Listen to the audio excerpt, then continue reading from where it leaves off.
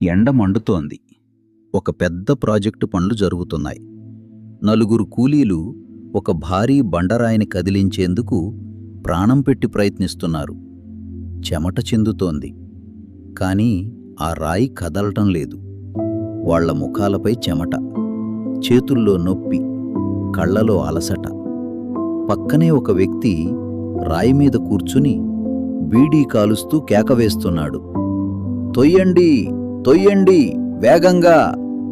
అదే సమయంలో అక్కడుగా ఒక పెద్ద మనిషి నడుచుకుంటూ వచ్చాడు. ఆ దృశ్యాన్ని చూసి క్షణం ఆగాడు.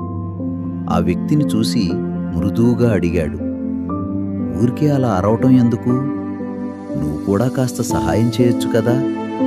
అందుకతడు, నేనీ ప్రాజెక్ట్ సూపర్వైజర్ని, అది నా పని కాదు. ఆ పెద్ద మనిషి ఒక్క మాట కూడా మాట్లాడలేదు. నెమ్మదిగా ముందుకు వెళ్ళాడు. కూలీలతో కలిసి అతడు బండరాయిని తోశాడు. చెమట తుడుచుకుంటూ వాళ్లతో కలిసి పనిచేశాడు. కొద్దిసేపటికి ఆ భారీ రాయి కదిలింది.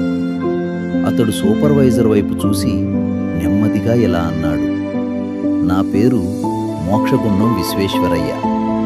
ఈ ప్రాజెక్టుకు చీఫ్ ఇంజనీర్ని. నీకెప్పుడైనా సహాయం కావాలంటే నన్ను పిలువు, నేను వస్తాను. ఆ మాటలు విన్న సూపర్వైజర్ గుండె దడబడిపోయింది. అతడు పరుగెత్తుకుంటూ వచ్చి విశ్వేశ్వరయ్య గారి కాళ్లపై పడి కన్నీళ్లతో క్షమించమని వేడుకున్నాడు. అప్పుడే అతడికి అర్థమైంది, గొప్పతనం హోదాలో కాదు, కార్యంలో కనిపిస్తుంది. ఏ పని చేస్తున్నామన్నది